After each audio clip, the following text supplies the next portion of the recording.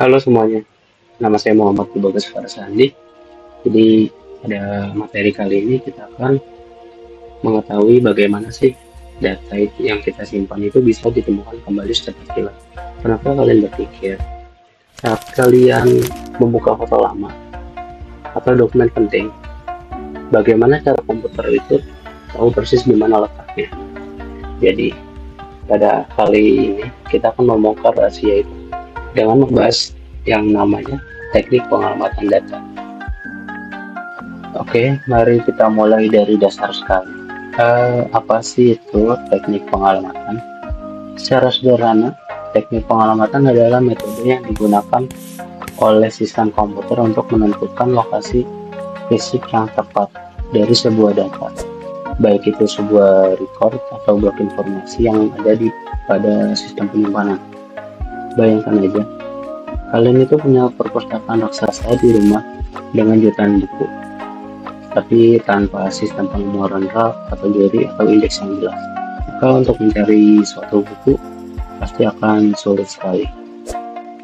Nah, teknik pengamatan ini adalah sistem penomoran dan juga bisa dibilang sebagai peta harta karun bagi data digital kita. Oke. Lalu di sini apa sih fungsi utamanya dan mengapa kita tuh harus peduli dengan konsep ini? Pertama, fungsi utamanya adalah menentukan alamat penyimpanan dari suatu data atau file berdasarkan key atau identitas uniknya. Jadi si key ini bisa apa saja. Misalnya mungkin nomor NIM kalian, nomor induk mahasiswa kalian, ID produk, atau bahkan nama file tersebut yang ada pada di komputer. Nah, tanpa key yang bisa diterjemahkan menjadi alamat, data kita tidak akan bisa dicari atau sulit dicari lah. Oke, yang kedua, teknik pengamatan ini mendukung efisiensi luar biasa dalam penyimpanan, pengambilan, dan pembaruan data. Bayangkan aja kalau kita harus mencari satu persatu dari awal sampai akhir setiap kali kita butuh itu. Nah, itu namanya sequential search ya, dan itu super lambat. Dengan pengamatan yang baik maka kita bisa langsung lompat ke lokasi data yang kita inginkan. Jadi dengan teknik ini efisiensinya sangat bagus. Oke, nah mengapa ini penting? Karena tanpa teknik pengamatan yang baik, pencarian data akan menjadi sangat lambat dan tidak efisien. Ini akan membuat perangkat kita terasa lemot, aplikasi sering hang, dan pengalaman pengguna menjadi buruk. Dan yang paling mengerikan itu pengamatan yang salah dapat menyebabkan penumpukan data atau bahkan tabrakan atau collision, di mana dua data yang berbeda malah disimpan di alamat yang sama. Ini bisa menyebabkan kehilangan data ataupun korupsi data yang fatal. Kemudian, teknik pemetaan langsung atau direction mapping. Teknik ini merupakan metode untuk menetapkan lokasi penyimpanan data di memori atau media penyimpanan secara langsung. Dalam konteks sistem komputer, sangat penting karena berkaitan dengan cara CPU mengakses data di memori. Ada dua jenis tekniknya. Yang pertama ini teknik pemetaan alamat mutlak atau bisa kita sebut absolute addressing. Bisa kita definisikan, teknik ini menetapkan alamat fisik secara langsung pada lokasi penyimpanan berdasarkan alamat yang telah ditentukan. Artinya alamat tidak akan berubah. Bisa kita contohkan, jika data disimpan di blok 1001, maka akses data tersebut selalu dilakukan ke alamat 101. Bisa kita ilustrasikan, sebuah tabel alamat menunjukkan alamat seperti 100, 1001, sampai 1003 dengan penekanan pada blok 1001. Kemudian teknik yang kedua, teknik pengalamatan relatif atau relative addressing. Bisa kita definisikan, metode ini bisa ditentukan berdasarkan penjumlahan dari alamat dasar atau bisa kita sebut base address dengan nilai offset.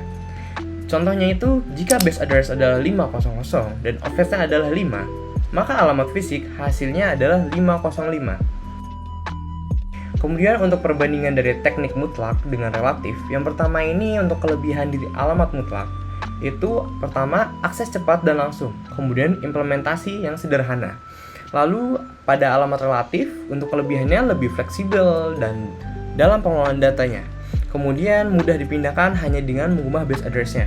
Untuk kekurangan dari keduanya, yang pertama ini pada alamat mutlak memiliki kekurangan tidak fleksibel untuk data yang dinamis, kemudian risiko ruang terbuang jika blok tetap tidak dipakai. Kemudian pada alamat relatif memiliki kekurangan yaitu memerlukan perhitungan tambahan saat akses, dan terakhir kesalahan pada base address berdampak ke seluruh datanya. Baik, kita akan lanjut ke teknik pencarian tabel atau biasa disebut table lookup addressing. Jadi buat yang belum tahu, teknik pencarian tabel atau table lookup addressing itu apa sih? Jadi itu adalah metode pengalamatan di mana sistem menyimpan sebuah tabel yang berisi pasangan antara key dan alamat fisiknya atau lokasi penyimpanan.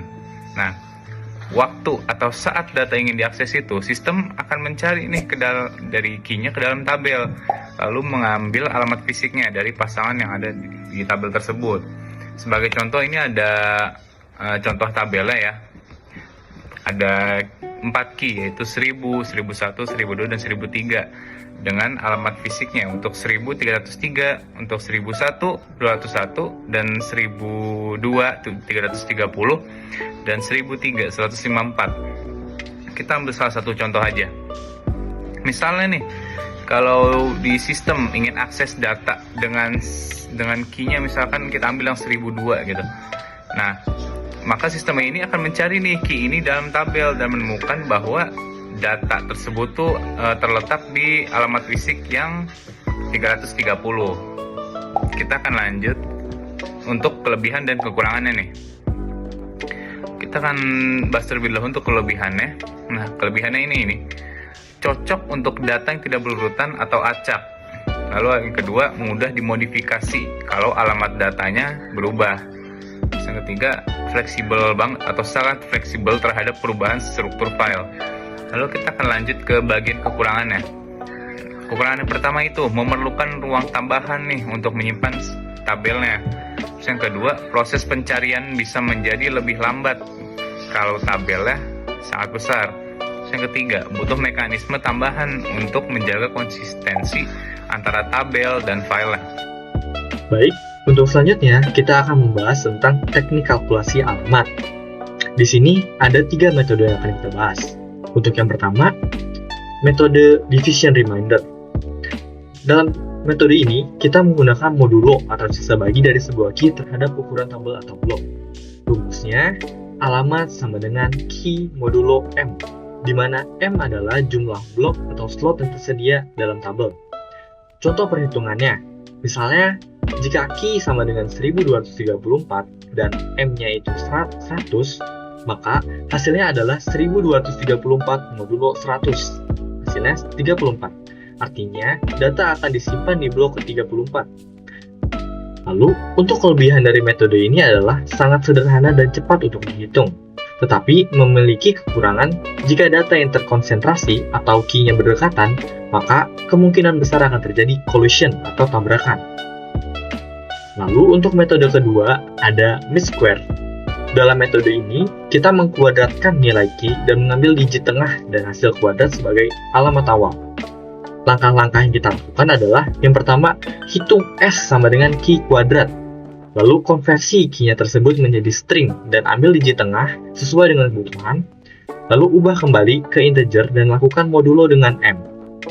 Misalnya, kita memiliki dengan isi 37, maka kita kuadratkan menjadi 37 kuadrat sama dengan 1369. Lalu kita ambil 2 digit tengahnya, yaitu 36. Lalu 36 itu kita modulo dengan 100, maka hasilnya tetap 36 di sini. Metode ini memberikan alternatif lain selain menggunakan division reminder. Lalu, metode terakhir dan metode ketiga adalah metode folding, di mana metode ini membagi key menjadi beberapa bagian atau chunk dengan panjang yang sama, kemudian menjumlahkan bagian-bagian tersebut. Langkah-langkahnya adalah Yang pertama, ubah key ke string dan potong setiap digitnya. Setelah itu, konversi tiap potongan ke integer dan jumlahkan. Lalu, yang terakhir adalah modulo hasil penjumlahan dengan M atau jumlah blok. Contohnya, jika misalkan kita memiliki key 1, 2, 3, 4, 5, 6, 7 dengan chunk size-nya itu ada 3, kita bisa memotongnya menjadi 1, 2, 3. Himpunan pertama adalah 1, 2, 3, himpunan kedua adalah 4, 5, 6, dan himpunan ketiga adalah 7.